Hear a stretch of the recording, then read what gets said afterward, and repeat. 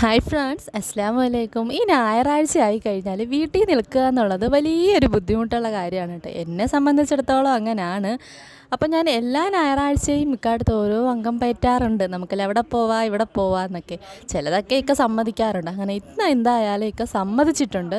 ഞങ്ങളപ്പോൾ ഇന്ന് പോകുന്നത് മേട്ടുംപുറം പള്ളിയിലോട്ടാണ് കേട്ടോ. അപ്പോൾ മുബീനാത്താടങ്ങി എന്നപ്പോൾ അവരാരും റെഡി ആയിട്ടില്ലായിരുന്നു. പിന്നെ പെട്ടെന്ന് എല്ലാവരെയും റെഡിയാക്കി ഞങ്ങൾ അവിടുന്ന് ഇറങ്ങി. വീട്ടിൽ ചെന്ന് ഉമ്മായും വാപ്പായും വിളിച്ചിട്ട് വേണം കേട്ടോ പോവാൻ. അപ്പോൾ ഫസ്റ്റ് ഞാൻ ഫ്രണ്ട് സീറ്റിലിരുന്നു. അപ്പോൾ ഫ്രണ്ട് സീറ്റിലിരിക്കുമ്പോൾ എന്തായാലും 2 ട്രോഫികൾ കൂടെ ഉണ്ടല്ലോ. അപ്പോൾ ഇച്ചിരി ബുദ്ധിമുട്ടാണ് അവിടെ ഇരിക്കാൻ.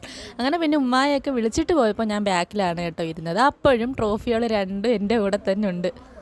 മുഫീദാണെങ്കിൽ ഇക്കാളൊരു ഗ്ലാസ്സൊക്കെ എടുത്ത് വെച്ച് നല്ല ലുക്കിൽ ഇങ്ങനെ നിൽക്കുവാണ് കേട്ടോ. ആളിച്ചിരി പവറിലാണ് ഇന്ന്.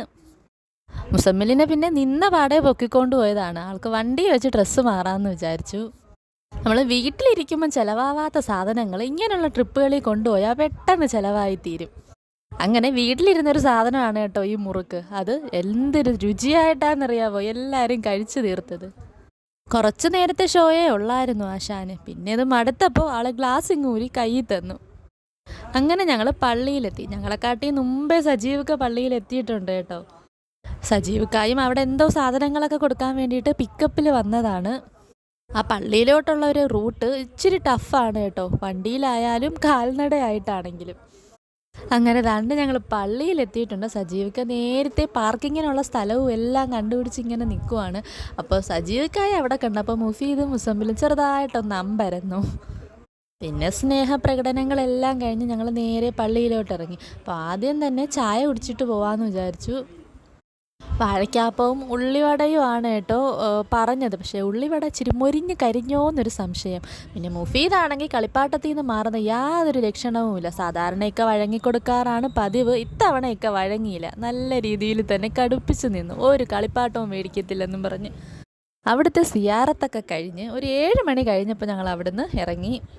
തിരിച്ചു വന്നപ്പോൾ മുബീനാത്തായും മുസമ്മിലും മുഫീദും സജീവക്കാരുടെ പിക്കപ്പിൽ വന്നതുകൊണ്ട് ഞാനാണ് ഫ്രണ്ട് സീറ്റിലിരുന്നത്. ഇടയ്ക്ക് വഴിയിലിറങ്ങി കാപ്പിയൊക്കെ കുടിച്ചിട്ട് വരാമെന്നാണ് വിചാരിച്ചത്. പക്ഷേ സജീവിക്ക ഹൈ സ്പീഡിൽ നേരെ വീട്ടിലോട്ട് വന്നു. വഴിയിലൊന്നും ഞങ്ങൾ അവരെ കണ്ടില്ല. അതുകൊണ്ട് ഞങ്ങൾ നേരെ വീട്ടിലോട്ട് വെച്ച് കുടിച്ചു. പിന്നെ ഇക്ക കടയിൽ പോയിട്ടാണ് കാപ്പിയൊക്കെ മേടിച്ചുകൊണ്ട് വന്നത്. അവിടെ ഇരുന്ന് കഴിച്ചിട്ട് പിന്നെ ഇക്ക ട്രിപ്പ് അടിച്ചാണ് കേട്ടോ ഞങ്ങൾ എല്ലാവരെയും വീട്ടിലോട്ട് കൊണ്ടുവന്നത്. ആദ്യം പാപ്പായും പിന്നെ ഞങ്ങളെയും. അപ്പോൾ ഇന്നത്തെ വീഡിയോ ഇത്രയേ ഉള്ളൂ. വീഡിയോസൊക്കെ കയറി കണ്ടിട്ട് ഇഷ്ടമാവുകയാണെങ്കിൽ ഞങ്ങളെ സപ്പോർട്ട് ചെയ്യണേ. താങ്ക്